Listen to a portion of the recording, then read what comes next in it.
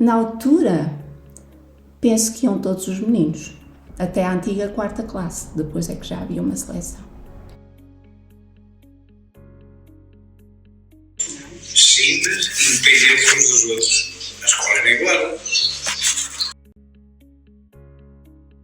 Só posso falar pela minha professora, não é? Era muito severa, mas era muito boa professora, tinha paciência, era assim, e ensinava bem. Estava em boas condições.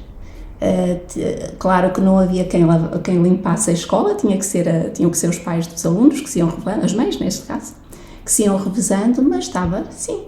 O material, pronto, também não me recordo muito bem, mas não é como agora, não é? Que as crianças têm acesso a todo o material, nessa altura não, era o básico.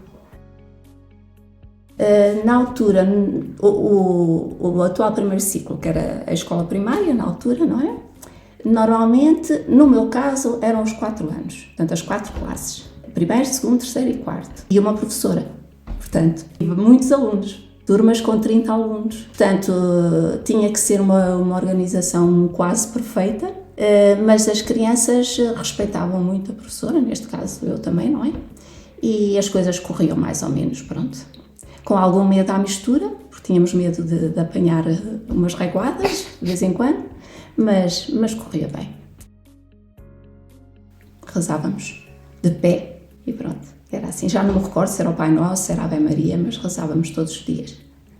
Todos os dias de manhã, à entrada do professor. Não há nada a dizer, era tabu, não se podia falar. Se falasse era para glorificar e enaltecer o Salazar e tudo aquilo que ele fazia pela nação.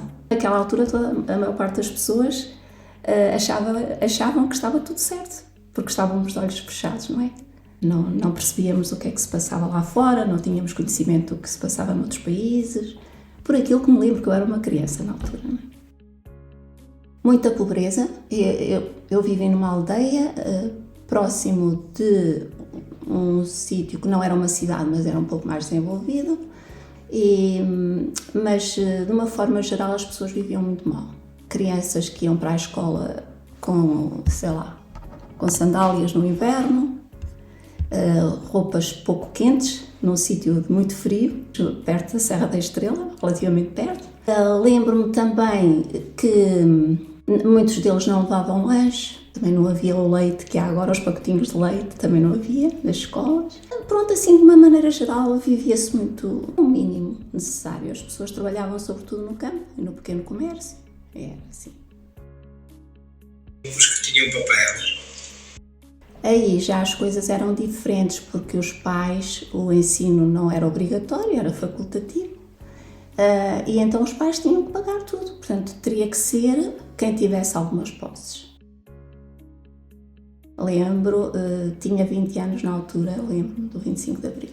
O 25 de Abril, para mim, eu volto a dizer que eu não sabia nada de política, porque não éramos politizados, tá? Para nós só existia aquele regime político. Eu não sabia que estava amordaçada, entre aspas, e vendada, entre aspas, não me apercebia. Acho que a maior parte das jovens, sobretudo da província, não se apercebiam disso.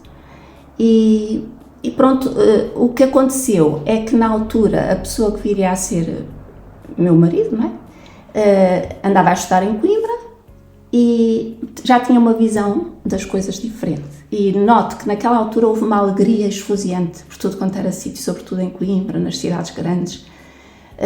Havia uma alegria enorme e depois comecei-me a perceber o porquê dessa alegria e também fiquei contente, claro. Não, eu só soube de manhã do 25 de Abril, eu dormia mal. Isso aí. Na escola não sei, mas para mim melhorou um quadro. Após o 25 de Abril, eu já sou professora do primeiro ciclo, portanto foi o primeiro ano em que dei aulas. E pouca coisa mudou, sentia-se um ar, uma atmosfera mais leve, não era tão exigente, mas ainda não tinham saído todas aquelas leis que iriam alterar muitas coisas, iam saindo aos poucos, até porque a seguir houve um período conturbado também, quase um conflito a nível geral, não é? Social. Mas pronto, faz parte das revoluções e como já disse, eu estava num meio pequeno, não é? Portanto, as notícias chegavam tarde, eu não tinha televisão, tinha rádio, e eu via as notícias pela rádio, mas foi um período, diria que não foi um período muito bom, mas depois acalmou. E depois começaram a surgir todas aquelas leis que vieram alterar aos poucos a vida de toda a gente. Começou a ser proibido dar reguadas, por exemplo, na escola. Não era aconselhável, pelo menos. Uma série de coisas muito boas e que vieram alterar muitos comportamentos menos bons. A miúdo cabem muitos. É para eles ouvirem. A opinião, como já disse anteriormente, eu só tinha a opinião que me era impingida, entre aspas, não é? Porque eu não tinha forma de saber, de conhecer outras políticas, outros regimes, não havia essa possibilidade, não é? O Salazar era aparentemente admirado pela maioria da população, aparentemente, não é? Porque depois viu-se que não era, no pós-25 de Abril. Mas, entretanto, já não era o Salazar que estava no poder. Eu agora não quero trocar nomes, portanto não vou dizer antes que eu os troque. E começou a haver assim uma nova fase na vida das pessoas, mais descontraída, mais aberta para o exterior, queria-se saber o que é que se passava nos outros países. A minha opinião acerca do Salazar, aquela opinião que eu tenho atualmente é que era um ditador, e eu hoje sei o que é ser um ditador, na altura não sabia, não é? Portanto, era um ditador e, como tal, tirava-nos a liberdade da expressão, a liberdade, sei lá, até mesmo de irmos lá para fora, de viajar, de dizer aquilo que queríamos. Ninguém podia falar contra o regime, ninguém, corria o perigo de ser preso.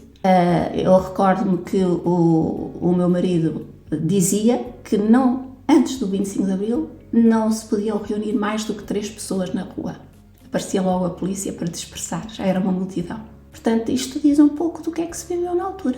O Salazar, para mim, representa a ditadura, o pior que ela tem, mas é a visão que eu tenho hoje. Na altura, como já disse, não era. Era-me indiferente.